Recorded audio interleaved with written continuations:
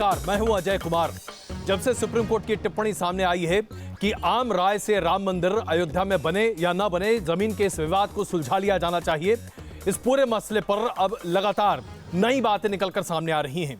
अब सुब्रमण्यम स्वामी, जिनकी याचिका पर सुप्रीम कोर्ट की ये टिप्पणी सामने आई थी, उनका ये कहना है कि अगर दोनों पक्ष, क्योंकि हिंदू तो तैयार हैं, लेकिन अगर मुसलमान तैयार नहीं होते, ऐसे में अगर उन्हें वो जगह जो कि सरयू की दूसरी तरफ मस्जिद बनाने के लिए दी जा रही है स्वीकार्य नहीं है, तो 2018 में सरकार के पास राज्यसभा में भी बहुमत होगा और ऐसे में सरकार को कानून बनाकर राम मंदिर का निर्माण का काम शुरू कर देना चाहिए और कानूनन इसे अमली जामा पहना देना चाहिए।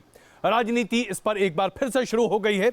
आइए इस पर करेंगे एक विस्तृत चर्चा कि क्या बीजेपी की सरकार, जो कि उत्तर प्रदेश में है और उसके साथ साथ केंद्र में है, कानून बनाकर राम मंदिर बनाने का काम शुरू करा सकती है? क्या यह निर्माण का काम शुरू किया जा सकता है कानून बनाकर, ठीक वैसे ही जैसे कि सोमनाथ मंदिर 1950 में बनाया गया था? आइए करेंगे इस पर चर्चा, लेकिन सबसे पहले देखिए हमारी ये छोटी रिपोर्ट।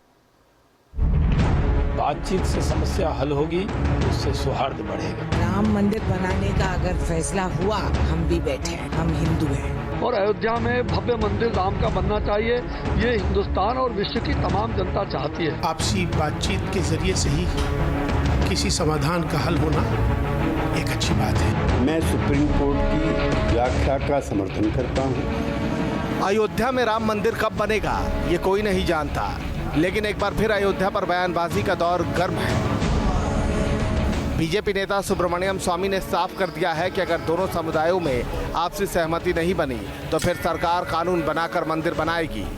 और ये नहीं मानेंगे तो फिर हम कोर्ट में बहस करेंगे और 2018 को हमारी बहुमत में होगी राज्यसभा में और उस तक फैसला नहीं होगा सुप्रीम कोर्ट को, तो फिर हम जाकर राज्यसभा से विधेयक पास कर देंगे। सुप्रीम कोर्ट ने राम मंदिर के मुद्दे पर सहमति बनाने का प्रस्ताव दोनों पक्षों के सामने रखा है, लेकिन बातचीत की गुंजाइश बनती नजर नहीं आ रही। वो चाहते हैं कि मुसलमान अपना क्लेम सरेंडर कर दें, मस्जिद पर जो मुकदमा चल रहा है और वो वहाँ पर उनको दे दें। ये इसमें कम्प्रोमाइज़ की बात ही नहीं कोई है, टोटल सरेंडर चाहते हैं, इसके लिए वो दबाव डाल रहे हैं। वहीं दूसरी ओर अयोध्या पर सियासी बयानबाजी का दौर भी शुरू हो चुका है। मोदी सरकार सुप्रीम कोर्ट को क्यों नहीं इन्फॉर्म कर रही है कि इसको डे टू डे बेसिस पे हियर करिए। जिस तरह ट्रिपल तलाक के मसले पर सुप्रीम कोर्ट गर्मा की छुट्टियों में बैठकर सुनवाई कर रहा है, इस तरह ऐसा कर ले, अगस्त तक फैसला आ जाएगा बगैर कोई ब्रेक के। मगर कानून ये है कि जब तक ये केस सुप्रीम कोर्ट में है, कोई कानून नहीं बन सकता। डे टू डे हेयरिंग इसकी शुरू होनी चाहिए। हम तो यही कह रहे हैं, वहाँ से नहीं सुलझेगा तो हम फिर संसद लाएंगे। जिस प्रकार से सोमनाथ मंदिर का निर्माण कराया गया था, सरदार पटेल ने संसद के अंदर कानून बना करके, तो संसद के अंदर कानून बना करके हम शुरू करेंगे, लेकिन हम राम मंदिर तो नहीं छोड़ने वाले हैं। सुप्रीम कोर्ट का फाइनली जजमेंट आने से तो पहले बहुत बड़ी बड़ी बातें लोग कह रहे हैं ये लोग, लेकिन जब सुप्रीम कोर्ट फाइनली कोई डिसीजन लेगा तो उसके बाद फिर देखते हैं। केंद्र में मोदी और यूपी में योगी की सरकार के बाद राम मंदिर के मुद्दे का तूल पकड़ना महज एक संयोग नहीं। सवाल उठ रहे हैं कि मंदिर अब नहीं तो कब? तो क्या बीजेपी के दिग्गजों के बड़बोले बयान किसी रणनीति का हिस्सा हैं? रविकांत राय, न्यूज़ नेशन, दिल्ली। दरअसल ये बात प्राथमिकता इसलिए भी पकड़ रही है क्योंकि 1950 में जब सोमनाथ मंदिर के निर्माण का मसला सामने आया था, उस वक्त के गृह मंत्री सरदार पटेल ने पहले तो दोनों समुदाय को आपस में समझाया और उसके बाद सौराष्ट्र राज्य ने इस प्रस्ताव को आगे बढ़ाया और फिर केंद्र सरकार ने इस पर अनुमोदन के साथ कानून बनाया और सोमनाथ मंदिर का निर्माण हुआ और उसके बाद फिर आज वो मंदिर हम सबों के सामने विराजमान है। ऐसे में राम मंदिर को लेकर भी यही चर्चा अब आगे बढ़ती दिख रही है।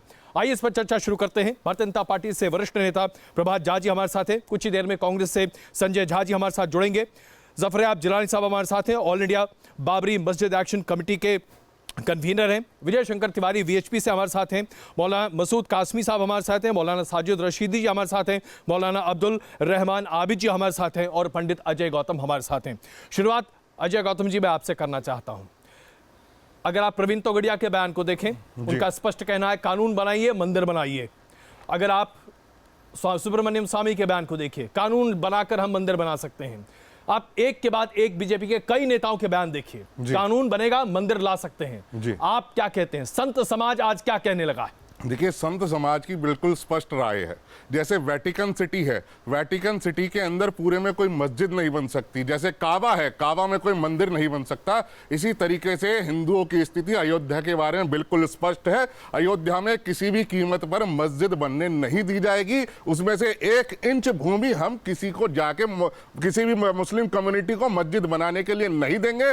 वो हिंदुओं के आराध्य देव भगवान राम की जन्मभूमि है। करना क्या चाहिए? सरकार को कानून बनाना चाहिए। सरकार सीधी सी बात है, हमारे पास लैंड रिक्रूटमेंट एक्ट है जिसके अंदर गवर्नमेंट जाके लैंड एक्वायर करती है। अगर कोई टाइटल डिस्प्यूट है, हजारों किसानों की जमीन क्या सरकार एक्वायर नहीं करती है सड़क बनाने के लिए, बाकी के डेवलपमेंट के लिए? तो ये तो सिंपल सा एक क्वेश्चन है। ये तो इसका विवाद को मूल दिया गया। सर, मैं छोटी सी एक बात कहना चाहता हूं। मैं आपकी बात समझ रहा हूं। 10 सेकंड सर 10 सेकंड। काबा के अंदर 1000 साल तक 360 मूर्तियों की पूजा होती रही। उसके बाद जब इस्लाम धर्म हुआ तो उन मूर्तियों को तोड़ा गया। वही अयोध्या में दोहराया गया है। वो एक इस्लामिक देश है, वहां के कानून अलग हैं। खैर छोड़ दीजिए, वो बात अलग है। लेकिन आइए, यही सवाल विजय शंकर तिवारी जी मैं आपके सामने रखना चाहता हूं। प्रवीण तोगड़िया जी का स्पष्ट बयान पहले ही दिन, उन्होंने साफ तौर पर कहा कि कानून बनाइए और मंदिर का काम शुरू कर दीजिए, क्योंकि अब किसी भी तरह का कोई अवरोध नहीं है। तिवारी जी, क्या वीएचपी भी यही मानती है? अगर ज्यादा दिक्कत हो रही है, छोड़िए, हटाइए, कानून बनाते हैं। अजय जी, माननीय तोगड़िया जी विश्व हिंदू परिषद के अंतर्राष्ट्रीय कार्याध्यक्ष हैं और उनका बयान विश्व हिंदू परिषद का बयान है, तो इसको अलग अलग करके नहीं देखना चाहिए। कृपया एक बात ये सुन लीजिए जी। दूसरी बात यह है कि जिन बातों पर आप सोच रहे हैं कि सुप्रीम कोर्ट निर्णय दे देगा या आपसी सहमति से हो जाएगा, दोनों प्रयास आप देख चुके हैं कि जिन लोगों से आप सुप्रीम कोर्ट की निर्णय की मान्यता चाहते हैं वो सुप्रीम कोर्ट के निर्णयों को धता बताते आ रहे हैं। चाहे शाहबानो का केस हो, चाहे अभी सुप्रीम कोर्ट के माध्यम से 3 तलाक पर एक चर्चा हुई, हो हल्ला खड़ा हो गया। यानी आप इनसे ये अपेक्षा करते हैं कि सुप्रीम कोर्ट का निर्णय आएगा और ये मानेंगे। जो लोग मानने वाले नहीं है। और जहां तक बात रही अजय जी आम सहमति की, तो 1991 में चंद्रशेखर जी की सरकार थी, उन्होंने एक प्रयास किया, उन्होंने बैठकें करवाई, 5 बार बैठे और जब ये बात आई कि जो साक्ष्य हैं, तो प्रामाणिक साक्ष्य लेकर के न्यास बैठा, इन लोगों ने मानने से विजय जी, मैं ये मानूं कि वीएचपी ये बार-बार मांग कर रही है कि कानून बनाओ, मंदिर बनाओ।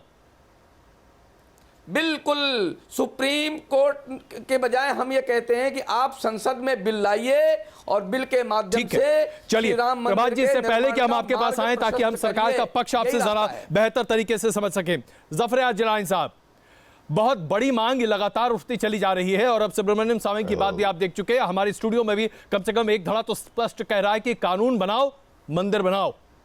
क्या कहेंगे आप? आपका विरोध सामने है, लेकिन ऐसी परिस्थिति में फिर क्या रास्ता होगा आपका? देखिए, हमारे पास सुप्रीम कोर्ट मौजूद है। भारत का संविधान सुप्रीम कोर्ट को ये पूरा अधिकार देता है कि पार्लियामेंट के ज़रिए बनाए गए कानून की वैधता और कॉन्स्टिट्यूशनलिटी को टेस्ट करे। अभी तक जितने फैसले सुप्रीम कोर्ट के दर्जनों हैं इस पर कि अगर कोई फैसला किसी हाई कोर्ट से या सुप्रीम कोर्ट से हुआ है तो उसके अनलमेंट का कोई कानून नहीं बन सकता है।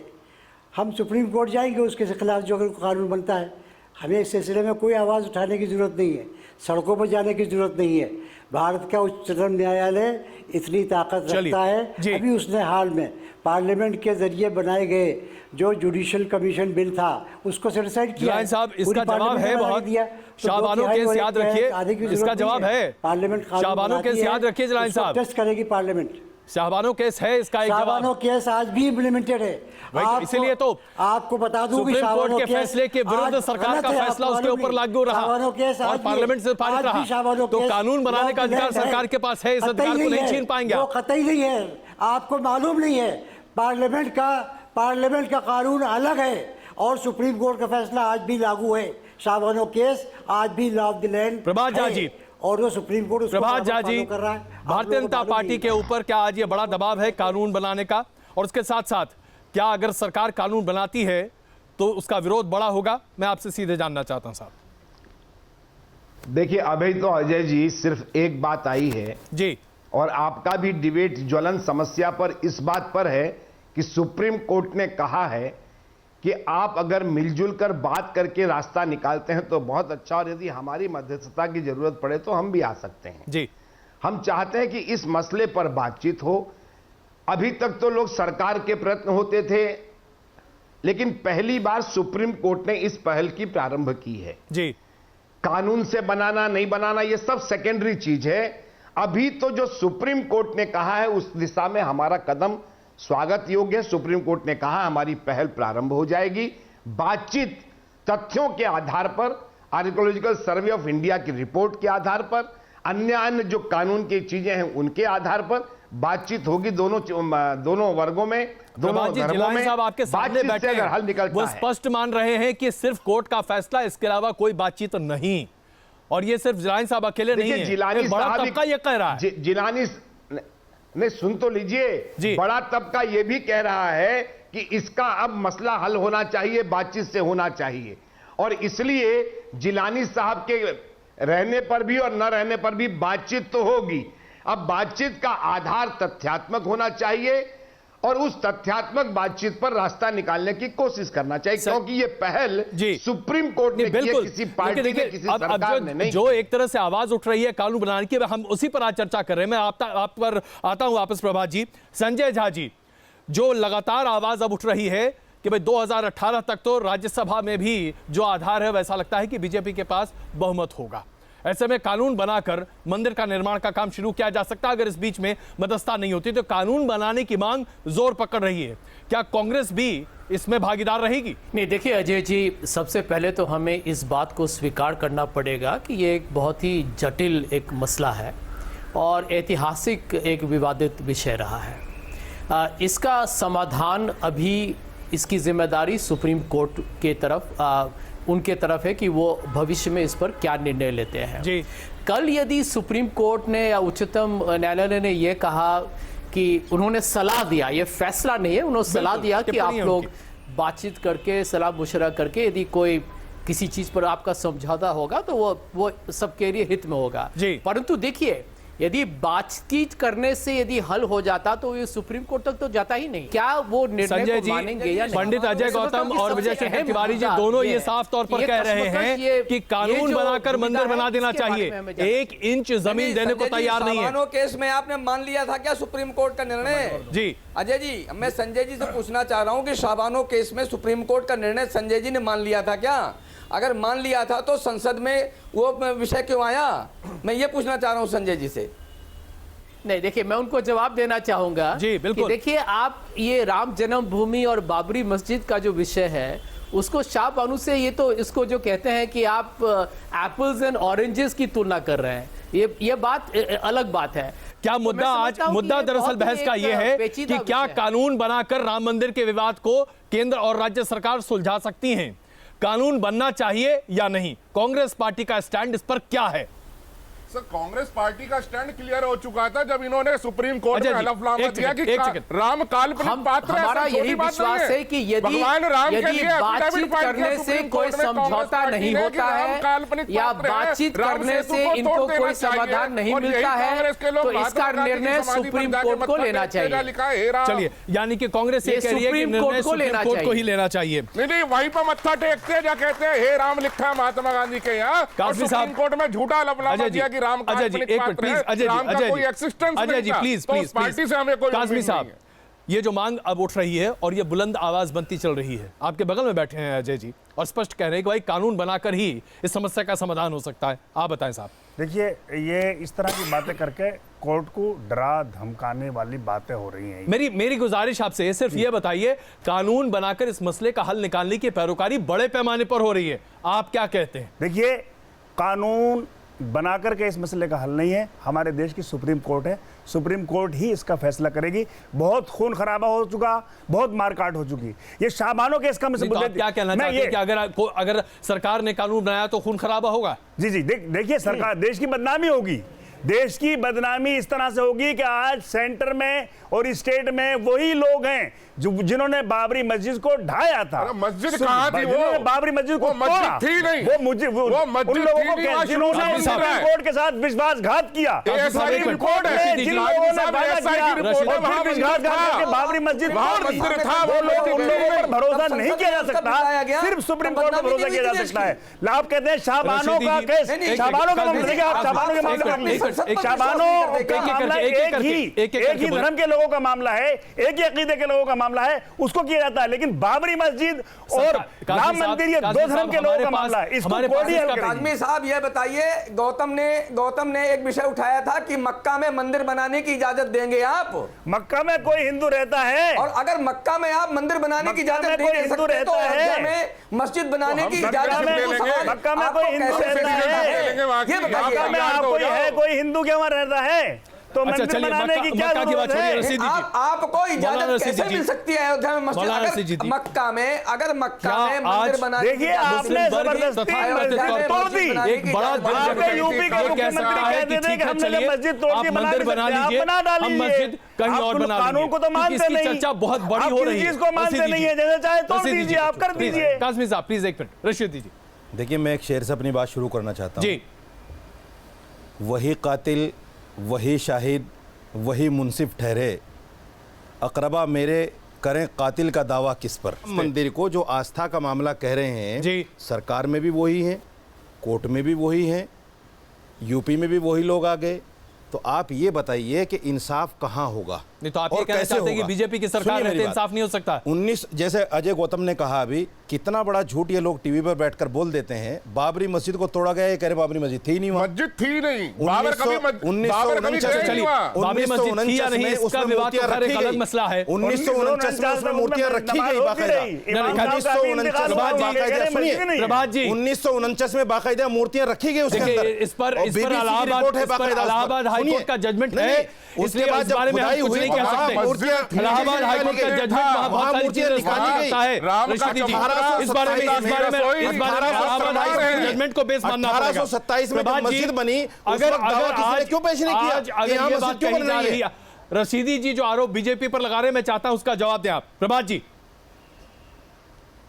देखिए, आरोप की चिंता हम पहले भी नहीं करते थे और आज भी नहीं ये करेंगे। तो दबंग लोग हैं, ये कहां करते हैं? आरोप लगाने दीजिए, अगर वो आरोप लगाते हैं तो ये जनादेश का अपमान है। हर आदमी ये कह रहा है कि अगर नहीं माने तो, में और अगर देश में जो जनादेश मिला है, पूछ रहे हैं आप। अगर लोकतंत्र में, सुन तो लीजिए, लोकतंत्र में अगर आस्था नहीं है तो बात क्या करेंगे? क्या जनादेश का अपमान करना चाहिए? ले डूबेगा आप लोगों को, अहंकार आपको ले डूबेगा। नहीं, अहंकार नहीं है, दुर्भाग्य है। अहंकार आप बोल रहे हैं, अहंकार मत दिखाइए। ये मत सोचिए कि केंद्र में जनादेश हमें मिला है और अहंकार आप कर रहे हैं, जो चाहे कर देंगे। जनादेश हमें मिला है और अहंकार आप कर रहे हैं। वाला कोई और है। सुप्रीम कोर्ट ने जो कहा है उसकी पहल प्रारंभ करना चाहिए, बातचीत से रास्ता निकालना चाहिए। ऐसे नहीं होगा जैसे आप लोग बयान दे रहे हैं। अगर नहीं माने तो अरे ऐसे नहीं होगा तो कैसे होगा? ऐसे कैसे लोग बैठ जाएंगे? चर्चा में आप हमें बिठाना भी चाहते हैं और धमकी भी दे रहे हैं, तो कौन बैठेगा आपके साथ? रशीद जी एक मिनट, कोई धमकी नहीं है, बातचीत से रास्ता। अभी आपने बोला अगर नहीं माने तो, कही और सुब्रमण्यम स्वामी ने बोला अगर नहीं माने तो, रशीद जी एक मिनट, विजय शंकर तिवारी बोल रहे हैं अगर नहीं माने तो, अजय गौतम बोल रहे हैं अगर नहीं माने तो, साहब बोल रहे हैं कहना क्या चाहते हैं? हिंदुस्तान में मुसलमानों का अधिकार नहीं है? जिन लोगों का देश की आजादी में कोई हिस्सा नहीं है। नहीं, एक सेकंड काज़मी साहब प्लीज, देश की आजादी में हम सबका हिस्सा है, ये आजाद देश हम सबका है। प्लीज एक मिनट नहीं, ये बात साफ सुनने ये लोग, साहब मैं जब आपसे जानना चाहता हूं, हमारे पास एक हमारे पास रशीदी जी प्लीज एक मिनट, कोई नहीं डरा रहा। ये पाकिस्तान नहीं है, हिंदुस्तान। अरे हिंदुस्तान है, हमें फख्र है, हमें फख्र है कि ये हिंदुस्तान है। ये बात हमें फख्र है कि ये हिंदुस्तान है। प्लीज एक साजिद रशीदी हिंदुस्तान में बैठकर कहता है विजय शंकर तिवारी कि आपकी बात को नहीं माना जाएगा। अच्छा प्लीज पाकिस्तान नहीं है, पाकिस्तान की भाषा हिंदुस्तान में बोलने की इजाजत भी नहीं मिल सकती। पाकिस्तान होता तो नहीं है, लेकिन भारत माता की जान इसलिए कह रहे हैं। आपको याद रखना पड़ेगा कि हिंदुस्तान है, पाकिस्तान नहीं है। सारे रशीदी जी जा सकती है। नहीं, हिंदुस्तान का सुप्रीम कोर्ट गलत फैसला नहीं दे सकता। अच्छा एक मिनट, लोगों को डर मामला कोर्ट में है, आप यहाँ कम से कम थोड़ा धीरज तो बरत सकते हैं कि सुप्रीम कोर्ट का फैसला इनके खिलाफ आने वाला है, इसलिए बैठने। अच्छा प्लीज एक मिनट, आबिद साहब एक मिनट। 1950 में सोमनाथ मंदिर को लेकर जो केंद्र सरकार की तरफ से पहल हुई थी, उसके बाद राज्य सरकार ने अनुमोदन, उसके साथ साथ केंद्र सरकार के द्वारा कानून। जाहिर सी बात है हमारे पास एक प्रेसिडेंट है सोमनाथ मंदिर को लेकर, राम मंदिर को लेकर भी इसी प्रेसिडेंट के हवाले से बातें कही जा रही हैं। क्या ये अपने आप में निराधार बात है? मैं ये जानना चाहता हूं आपसे। अजय भाई, अगर बगैर डिस्टरबेंस के आप मुझे 30 सेकंड बात करने दें, सारे लोगों से मैं रिक्वेस्ट कर रहा हूं। 20 सेकंड खत्म हो गए, आइए शुरू कीजिए जी।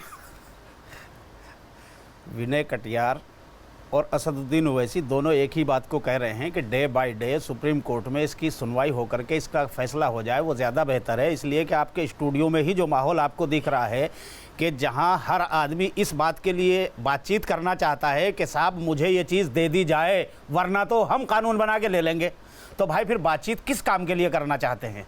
ये तो धमकी है ना, सीधी सीधी सी।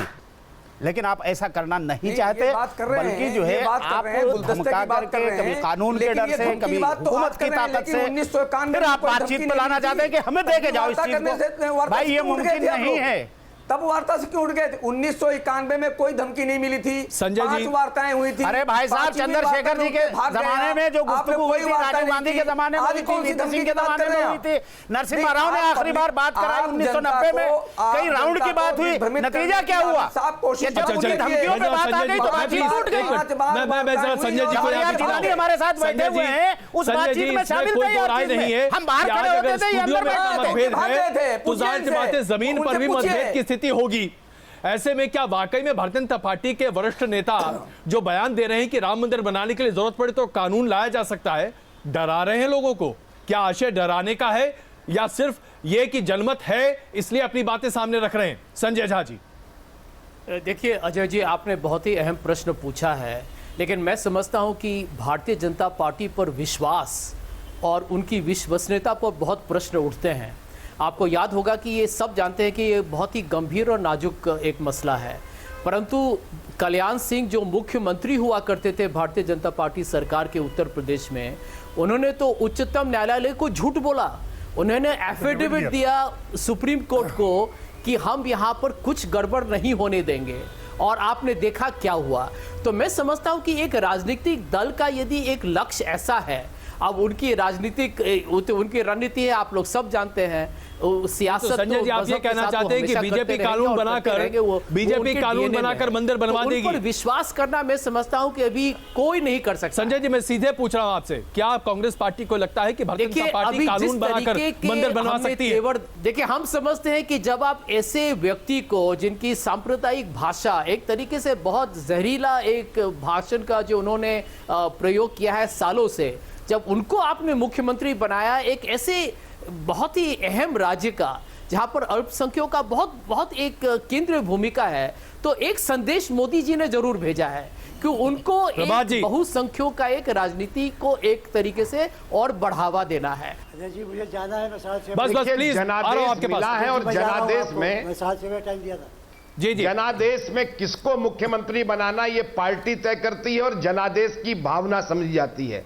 संजय जी की पार्टी को नहीं पूछा जाएगा कि मुख्यमंत्री किसको बनाया जाए, वो चिंता न करें। हम जनता के लिए प्रभा जी इससे पहले कि हम ब्रेक लें, प्रभा जी नैतिकता और प्रामाणिकता प्रभा जी इससे पहले कि हम ब्रेक लें, मैं बस एक छोटा सवाल आपसे पूछना चाहता हूं। ये जो बार बार आ रही है कि आप लोगों को डराने की कोशिश कर रहे हैं, खास करके भारतीय जनता पार्टी के सांसद या बड़े नेता, क्या वाकई में यही स्थिति है? प्रभा जी बहुत छोटा सा जवाब, ब्रेक लेना है मुझे। नहीं अजय जी एकदम गलत है। आप डराकर धमकाकर जनतंत्र में जिंदा नहीं रह सकते। प्यार से, यही सुप्रीम कोर्ट ने कहा है कि प्यार से बातचीत करो, नियत साफ रखो, और हम नियत साफ करके बातचीत करना चाहते हैं। सबसे पहले यही बोलता है कि मेरा इरादा कत्ल का नहीं था, हो गया। आप देख रहे हैं हमारी ये खास पेशकश, जिसमें पहले हमने चर्चा की कि क्या राम मंदिर बनाने के लिए केंद्र और राज्य सरकार को मिलकर कानून बनाना चाहिए।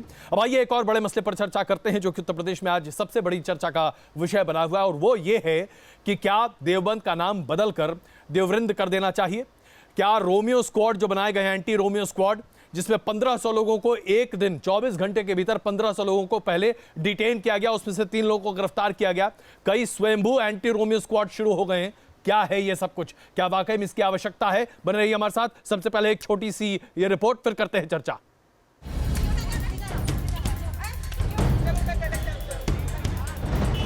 योगी सरकार के आते ही रोमियो की आई शामत। मंचलों पर गिर रही एंटी रोमियो स्क्वाड की गाज। अब छेड़खानी करने वालों की यूपी में खैर नहीं। इस शुरुआती ट्रेलर ने साफ कर दिया है कि सूबे की योगी सरकार अपने वादों पर सख्ती से अमल के मूड में है और उसी की बानगी है यूपी के अलग अलग शहरों में एंटी रोमियो स्क्वाड का ये एक्शन। स्कूल हो या कॉलेज, छेड़खानी करने वाले मनचलों के बुरे दिन शुरू हो चुके हैं। कॉलेज से निकलते थे तो लड़के खड़े रहते थे, बाइकर्स घूमते रहते थे, लेकिन कल से जो कार्रवाई हुई है उसके बाद यहाँ पर कोई लड़का नजर नहीं आया। हाँ, काफी डिफरेंट है। जैसे मेरे कॉलेज के बाहर ही इतना क्राउड कम हो गया, मतलब कि फीलिंग मच बेटर। छेड़छाड़ करते हैं और गलत हरकतें करते हैं, उन पर एक्शन लिया जा रहा है, तो अब लग रहा है कि हाँ, हम लोगों के लिए सेफ दिन आने वाले हैं।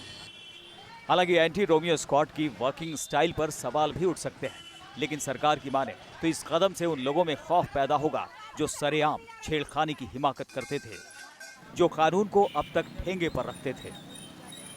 समाज की गंदगी को दूर करने से लेकर सरकारी दफ्तरों में भी साफ सफाई पर योगी ने अपने तेवर साफ कर दिए हैं और इसकी मिसाल सचिवालय के औचक निरीक्षण में देखने को मिली, जब गुटखा और पान के पीक देख योगी अफसरों पर लाल हो गए।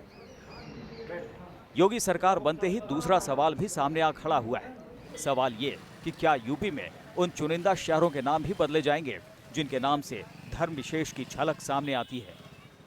तो क्या इसी कड़ी का आगाज है देवबंद के नाम को देववृंद करने की ये मांग? देवबंद एक महाभारत कालीन नगरी है और देववृंद के अंदर ही यक्षवाला है, देवबंद के अंदर ही पांडु सरोवर है, देवबंद के अंदर ही रणखंड है। देवबंद को देववृंद बनाने की दिशा में ही सारा काम करूंगा, क्योंकि मेरे विधानसभा क्षेत्र के नाम के साथ भी खिलवाड़ किया गया है। मेरे क्षेत्र का नाम वास्तव में देववृंद है और वो अपभ्रंश करके उसको देवबंद बाद में किया गया। अब तक धड़ल्ले से चल रहे बूचड़ खानों पर ताला लगाने की मुहिम शुरू हो चुकी है, लेकिन हाथरस में मीट की 3 दुकानों में आग लगने की घटना से कानून व्यवस्था को लेकर सवाल भी खड़े हो गए हैं। Team news nation. जाहिर सी बात है, कई चीज़ें हो रही हैं उत्तर प्रदेश में जो एक साथ कई सवाल भी खड़े करती हैं। प्रभात झा जी बीजेपी से, संजय झा जी कांग्रेस से, विजय शंकर तिवारी जी वीएचपी से, मौलाना कासमी साहब, मौलाना रशीदी जी, मौलाना आबिद साहब, पंडित अजय गौतम हमारे साथ मौजूद हैं और साथ साथ हमारी जनता भी कुछ मौजूद है यहाँ पर। सबसे पहले शुरुआत में करूँ प्रभात जी, क्या अब देवबंद का नाम बदला जाएगा? देववृंद क्या ये नया नाम होगा? क्योंकि बहुत बड़े पैमाने पर यह कैंपेन चल रहा है। देखिए, नाम अजय जी पहले भी बदले गए हैं, कोई पहली बार नहीं हुआ है। अगर किसी निर्वाचित प्रतिनिधि ने अपनी बात कही है तो उसके पीछे 50 कारण भी बताए जा रहे हैं जी। इसलिए ये कोई बहुत बड़ा अजूबा होगा, कोई नाम बदल जाएगा तो ऐसा नहीं होता है। अभी प्रधानमंत्री निवास आप क्या कहते थे, 7 RCR, क्या उसका नाम हमने नहीं बदला? इस तरह से अगर लॉजिक है, कोई बात है, कोई इतिहास की पृष्ठभूमि है और वो नाम बदला जाता है तो मुझे नहीं लगता कि कोई उस पर गैर कानूनी होगा या गैर वाजिब कहा za सकता है। संजय जी, अभी आपने कहा जी जी जी प्रभात जी कहिए। एंटी रोमियो वाली बात कही आपने जी। सवाल यह है कि देखिए कितनी बच्चियां, कितनी छोटी छोटी बहनें हमारी कह रही हैं, बेटियां कह रही है कि नहीं नहीं अच्छा हुआ है। अगर अच्छा काम है उसको अच्छी दिशा में, अच्छी पहल में करने की कोशिश अगर कोई कर रहा है तो उस सरकार की प्रशंसा होनी चाहिए। और ये धरती से आवाज आ रही है, कॉलेज कैंपस से आ रही है, स्कूल के कैंपस से आ रही है कि आज हमारे कॉलेज के सामने भीड़भाड़ नहीं हो रही है। संजय झा जी। अजय जी देखिए, दुर्भाग्यपूर्ण और खेदजनक यह है कि भारतीय जनता पार्टी को इतना बड़ा बहुमत मिला है उत्तर प्रदेश में, लेकिन आपने पढ़ा होगा, देखा भी होगा कि बरेली में 2-3 दिन के बाद ही पोस्टर आ गए कि अल्पसंख्यकों को यहाँ उत्तर प्रदेश से बाहर भेजा जाए। मस्जिद के ऊपर भारतीय जनता पार्टी का एक तरीके से झंडा लहराया गया। अब आप देख रहे हैं कि ये एंटी रोमियो स्क्वाड है क्या? मैंने ये प्रश्न पूछा है एक्चुअली ट्विटर पर। ये रोमियो है, रोमियो क्यों? ये रोमियो है कौन? इसका, इस शख्सियत का आपने किस तरीके से विस्तार में विवरण किया है?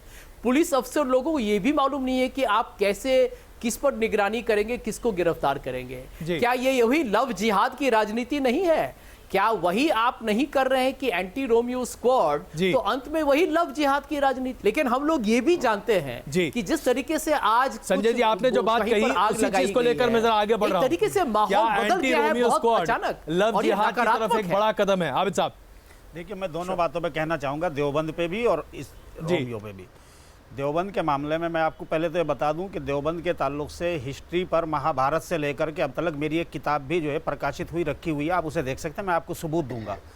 देवबंद जो है वो देवरंद कभी नहीं रहा, देवीबंद जरूर उसका नाम किसी जमाने में रहा है। और देवबंद जो है इसलिए है, पांडव जहां पर इन्होंने जो कहा था, ब्रजेश जो वहां से जीते हैं, पांडव ने वहां पर ये तो आप मानते हैं कि देवीबंद उस जगह का नाम था। सुन लीजिए, पांडव ने जहां कयाम किया था उस गांव का नाम, ये आप मानते हैं ना कि देवीबंद एक जमाने में उसका नाम था, आपसे हजारों साल पहले, मैं मानता हूं एक बात। ठीक, लेकिन मैं कह रहा हूं कि पांडव ने जिस जगह उस वक्त स्थान किया था उस जगह का नाम पांडौली है। और इत्तेफाक ये है कि मैं उसी गांव का रहने वाला हूं जी, मैं उसी गांव पांडौली का रहने वाला हूं जहां पर पांडवों ने महाभारत के जमाने में कयाम किया था। एक जगह देवबंद के बिल्कुल मिली हुई रणखंडी, आप समझ गए होंगे, उसके पूरब की तरफ जो है वो कौरव की फौज पड़ी हुई थी और बिल्कुल पश्चिम की तरफ जो है तो पांडव की फौज में इसका इतिहास है और ये हम मानते हैं। आप भी अगर महाभारत सही थी तो मैंने अपनी किताब में भी यही लिखा, अगर महाभारत सही थी तो फिर ये देवीबंद उस जमाने का है थोड़ा और पांडौली भी उसी वाजिब होगा। पंडित एक बात रोमियो पे मैं एक बात कहना चाहता हूं, जरा देवबंद पर पहले जी देखिए, जो उसका नाम देववृंद क्यों था, मैं शास्त्रों में उसका उल्लेख दे दूंगा, क्योंकि हमारे जो 4 धाम की यात्रा है वो उसी रास्ते से, उत्तर भारत का जो रास्ता है वो देवबंद जाते हुए होता है, उसी रास्ते से 4 धाम की यात्रा के लिए लोग जाया करते थे, तो इसलिए उसका नाम देववृंद था। इसलिए 4 धाम की यात्रा के लिए उन्होंने क्या किया, देवीबंद था वो। अरे सुन तो लो, बता रहा हूं आपको, अरे रशीदी सुन तो लो, और सुन तो लो, इन्होंने देववृंद को क्या किया, देवबंद, यानी हमने स्थान पे देवों को बंद कर दिया। अब वो वापस से बाहर आ रहे हैं तो इनको पता नहीं क्यों दोबारा पेट में दर्द हो रहा है रशीदी जी को या इनके लोगों को। अरे भैया देवता है वो तो बाहर आएंगे। मुंबई जो बॉम्बे था मुंबई हुआ, चेन्नई मद्रास चेन्नई हुआ, बाहर कुछ नहीं हुआ। अगर देवबंद देवव्रत हो गया तो इतनी बड़ी इनके लिए एक मिनट विजय शंकर तिवारी जी, विजय शंकर तिवारी जी, बदल लीजिए जो चाहे बदल लीजिए, आपके पास में जो है पावर है बदलने की, आप हमारे भी नाम चाहे तो बदल सकते हैं, देवबंद का नाम क्या बात है। विजय शंकर तिवारी जी देखो इनकी अजय गौतम मेरा नाम रख दीजिए। दो बातें एक साथ चला रहे हैं अजय जी, आप 2 बातें चला रहे हैं। जैसे अभी अजय जी ने कहा कि चेन्नई, मद्रास से चेन्नई हो सकता है और बंबई से मुंबई हो सकता है, गुड़गांव से गुरुग्राम हो सकता है, कलकत्ता से कोलकाता हो सकता है। तो जो देवबंद है, देववृंद बनाने में कोई समस्या नहीं होनी चाहिए। दूसरी बात, ये वास्तव में अपमानजनक शब्द है, हमारे देवों को आप बंद कर रहे हैं, देवताओं को बंद कर रहे हैं। अगर उनको हम सम्मानजनक से बोलना चाहते हैं, देववृंद बोलना चाहते हैं, उनको नमन करना चाहते हैं, उनको प्रणाम करना चाहते हैं, वृंद करना चाहते हैं, तो आपको दिक्कत हो रही है। तो यही संसद है। ये गंगा यमुनी तहजीब है, ये हिंदुओं को अपमानित करके खुश होते हैं। देव बंद करने की बात जब देववृंद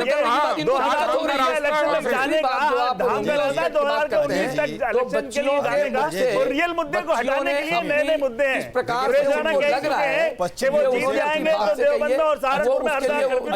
मैं जरा एक बात मैं एक सवाल आप लोग के सामने रखना चाहता हूँ, काजी साहब एक सवाल रखना चाहता हूँ।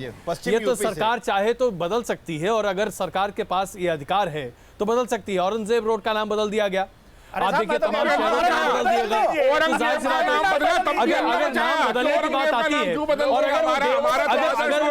अगर वो देवी बंद था, मैं यही कह रहा हूँ, अगर वो देवी बंद था उसे अगर देववृंद कर दिया जाए तो क्या फर्क पड़ता है, क्या फर्क पड़ता है? हस्ती मिटा नहीं सकती, मैं दुनिया की कोई भी हस्ती उसमें सफेदी करवा रहे मिटा नहीं रहे, उसमें सफेदी करवा रहे, चमका रहे उसको। ये देवबंद के जो एमएलए साहब हैं उन्होंने, वो चूंकि बेचारे नए आदमी हैं, उन्होंने सोचा आप चर्चा में आने का बढ़िया ये है, इसको उठा के ले लो मामले को, और भाई हो सकता है कि मंत्रालय भी मिल जाए। जैसे चलिए आइए, लेकिन जरा हमारे साथ बहुत सारे नौजवान यहाँ पर हैं। Romeo squad, anti Romeo squad, भाई कितने तैयार हैं आप जेल जाने के लिए?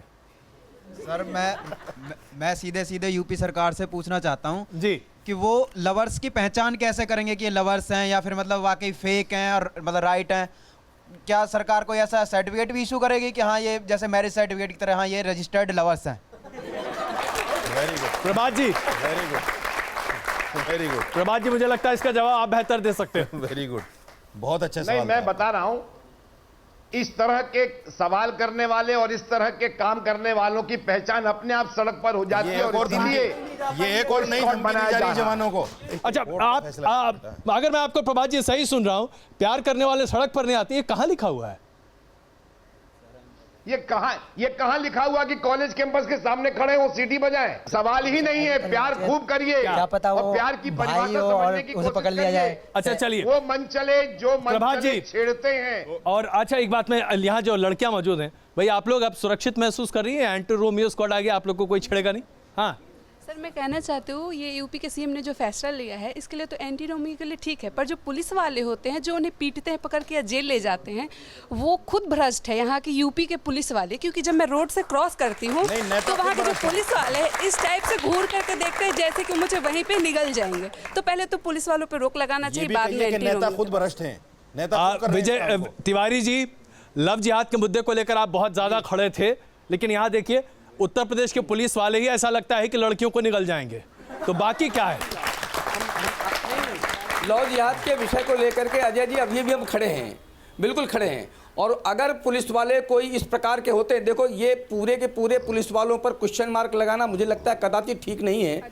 जो अपनी जान में जोखिम में डाल करके जो पुलिस वाले समाज की रक्षा करते हैं, ज्यादातर वैसे ही यहाँ पे। लेकिन जो लोग इस प्रकार का काम करते हैं, जो भी इस प्रकार का काम करते हैं, उनका तुरंत उनको निकालना चाहिए। तुरंत क्या पुलिस वाले के पास पावर होता है? आम पब्लिक के पास इतना पावर नहीं है कि वो उनका ये कर सके, विरोध कर सके। तुरंत उनको जेल में बंद कर देंगे, फिर उसके बाद उनके साथ बहुत गलत भी कर सकते हैं, ऐसा देखा गया है। अच्छा, आप क्या कहना चाहते हैं? मेरा क्वेश्चन ये है कि जब ये निर्भया कांड हुआ था तो जितने भी कानून बनाए गए थे वो आए और चले गए, तो इस बात की गारंटी है कि ये जो एंटी रोमियो स्क्वाड आया है इसकी ये कब तक रहेगा? इसका मिसयूज नहीं होगा। प्रभात जी, इसका जवाब आप ही कोई मिसयूज नहीं होगा। मैं दे रहा हूं अजय जी, ये हर चीज के दो पहलू होते हैं। हम सामान्य तौर पर इस तरह के मंचलों को जो हमारी बेटी बहनों को छेड़ने की कोशिश करते हैं, ऐसे अनसोशल एलिमेंट को पकड़ने की बात की गई है। प्रभात जी, कैंपस की बेटियों ने क्या कहा? बिल्कुल बहुत अच्छा कदम है। कुछ लोगों को अच्छा लग रहा है प्रभात जी, लेकिन ज्यादातर लोगों के लिए आज ये बहुत मुश्किल का विषय बना हुआ है। जी प्लीज अजय जी, शुरुआत में ऐसा ही लगेगा, लेकिन इसके अच्छे परिणाम आएंगे। बहुत बोल लिया आपने, सुनिए, बहुत बोल लिया आपने, सुनिए।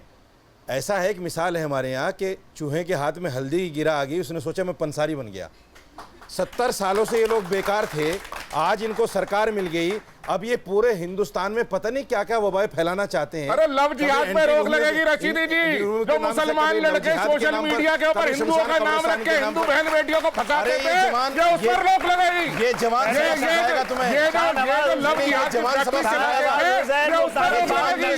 जिहाद को रोकिए, ये लव जिहाद पे रोक लगेगी। हिंदू बहन बेटी मातृशक्ति विजय जी,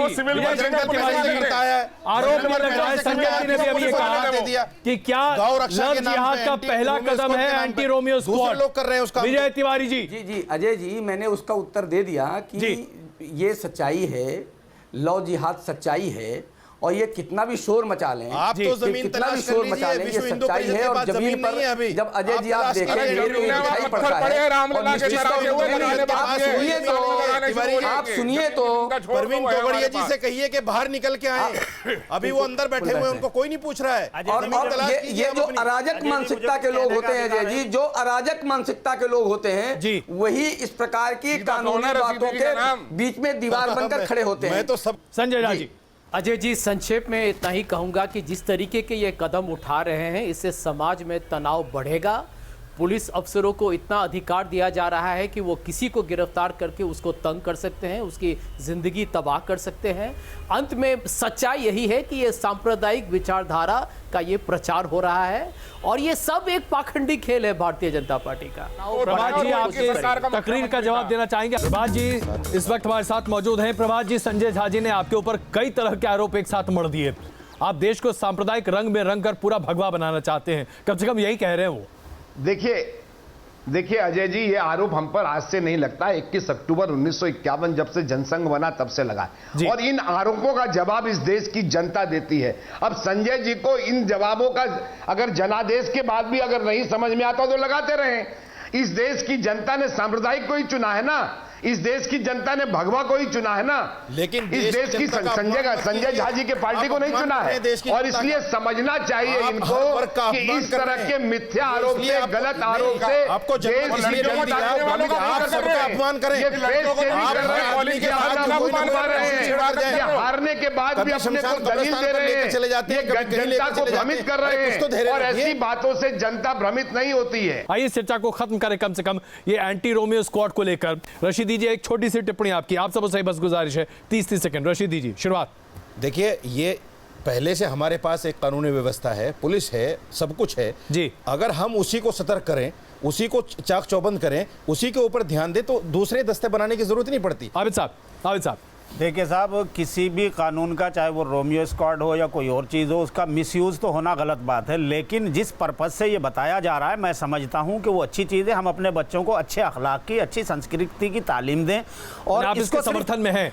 मैं इसके समर्थन में हूँ। मैं आ रहा हूँ काज़िम साहब, एक प्यार करें अपने घर में, एक साथ अलग कमरे में बैठ के करें, वो ठीक है। रोमियो स्क्वाड से रोमियो चलिए भाई, सर हर माता पिता को अपने घर में अपने बच्चे के लिए एक प्यार का कमरा बनाना चाहिए। आपकी शादी इसीलिए तो होती है, शादी आप किस लिए करते हैं? बीवी में प्रेम नहीं होगा, प्यार नहीं होगा। बात ये है कि रोमियो स्क्वाड से उसको डर लगे जो अराजक तत्व है, जो लव जिहाद फैला रहा है, जो वहां जाके मातृशक्ति का अपमान कर रहा है। सुना ना आपको? मुझे मैंने सुना आपको, क्योंकि बुजुर्ग कह गए, समाज के लिए घातक है, बुजुर्ग कह गए, देश के लिए घातक है, समाज के लिए घातक है, प्यार करने वाले फिरकापरस्ती बुजुर्ग क्या गए, प्यार करने वाले कभी प्यार से देखिए। अच्छा, क्या बात। चलिए, तो यानी एंटी रोमियो स्क्वाड से भी आगे निकलकर आप जबरदस्त तरीके से अपने प्यार का इजहार करें, कोई कुछ नहीं करा जी। मैं एक बात कहना चाहता हूं जी, ये पहल अच्छी हो सकती है बशर्ते कि इसमें पुलिस का इन्वॉल्वमेंट ना हो। दोनों ही हिंदू मुस्लिम तमाम ही कम्युनिटी के अच्छे लोगों को जोड़ें और वो नौजवानों को समझाएं, बनेगा कैसे, स्पेशल पुलिस समझाएं बुझाएं नौजवानों को। पुलिस की उसमें मदद ली जा सकती है, लेकिन पुलिस में भी गलत लोग हैं, और हमारे तो प्रदेश के मंत्री भी क्या बोलते हैं रेप में पकड़े जा रहे हैं, तो इन लोगों से क्या अच्छी उम्मीद की जा सकती है। प्रभा जी, एक आखिरी टिप्पणी आपकी। आपके हिसाब से एंटी रोमियो स्क्वाड समाज में एक ऑर्डर लाने के लिए एक अच्छी पहल है और महिलाएं इसका स्वागत कर रही हैं, इसे आगे बढ़ाना चाहिए। प्रभात जी। नेताओं की बात बिल्कुल आगे बढ़ाना चाहिए, और मैं अभी जो एक हमारे मुस्लिम भाई ने कहा है, बहुत प्रशंसा करता हूं कि अच्छी बात को अच्छा, और इस बात को संजय जी को समझना चाहिए कि उनको समझ में आ रहा, लेकिन संजय जी को समझ में नहीं आ रहा। चलिए, बहुत धन्यवाद आप सबका इस चर्चा में शामिल होने के लिए। चाहे एंटी रोमियो स्क्वाड की बात कहें या फिर नाम बदलने की बात करें देवबंद की, या फिर राम मंदिर के लिए कानून बनाने की बात करें, ये सब सरकार के हाथ में, इसमें कोई शक नहीं है, लेकिन बिना जनादेश और बिना जनाधार के कोई फैसला नहीं हो पाता। बहुत धन्यवाद आप सबका इस चर्चा में शामिल होने के लिए।